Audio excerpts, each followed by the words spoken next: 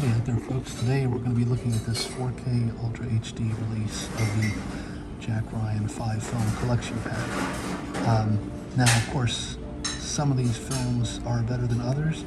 I love The Hunt for Red October. I absolutely adore Patriot games and even Clear and Present Danger, which, interestingly enough, upon initial viewing, I thought it was too busy and bloated. Upon subsequent viewings and over the years, I've actually come to really like Clear and Present Danger quite a bit, even though it is a little long. I think it's incredibly detailed. I mean, there's a lot going on in that movie, but it does hold up, especially once you follow everything, and it's got some terrific performances. Then, of course, there's the Ben Affleck, Morgan Freeman installment, Sum of All Fears, which I think is a mixed bag. I think the first half of the film is pretty good, but then it sort of peters out, and just I don't think ends up being a good film overall. But I think there's some stuff in there to like. And then finally, the Jack Ryan Shadow Recruit, which all I can say there is that of all the films, that looks the most 4K crispy, because of course it's a newer release, and in fact I think it may have even been shot digitally. It looks good, but the movie is just not very good, despite the fact that, you know, I think Chris Pine does a fine job playing the young Jack Ryan. I just don't feel like the story is very interesting, and as a film it just doesn't work. But in terms of the picture quality and audio quality, I think that the Hunt for Red October looks really good. It's a little soft. I don't know that they went back to the original camera negative and did any significant film restoration, but it certainly looks better than the DVD and even the Blu-ray. Similarly, the Patriot games 4K looks solid, but again, nothing otherworldly. And then Clear and Present Danger looks better still. It's definitely, again, I think of all the films, I think it has the most to offer in terms of just rich narrative, but it's certainly long, and it takes a little more to unpack. I think in terms of just storytelling, probably Hunt for Red October is the best one, followed by Patriot games, just being sort of lean and mean. But I've come to, over the years, really like Clear and Present Danger, and I think it might be my favorite one now. And then again, the Sum of All Fears, that looks better still, you know, as we continue to get closer to present day.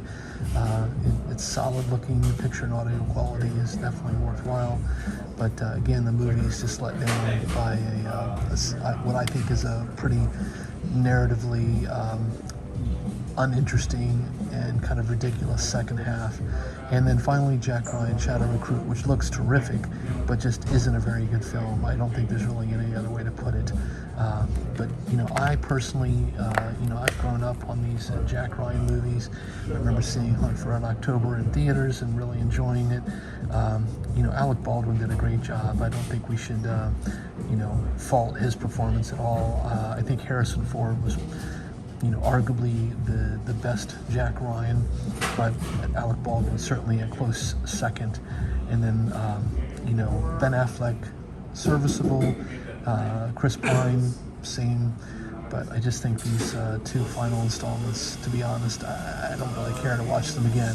Certainly the first three films are great and represent sort of classic late 80s, early to mid 90s action, and are always enjoyable to watch. So if you're a fan of the films, even if you're not so much of a fan of the last two installments, I absolutely think this is a worthwhile pickup.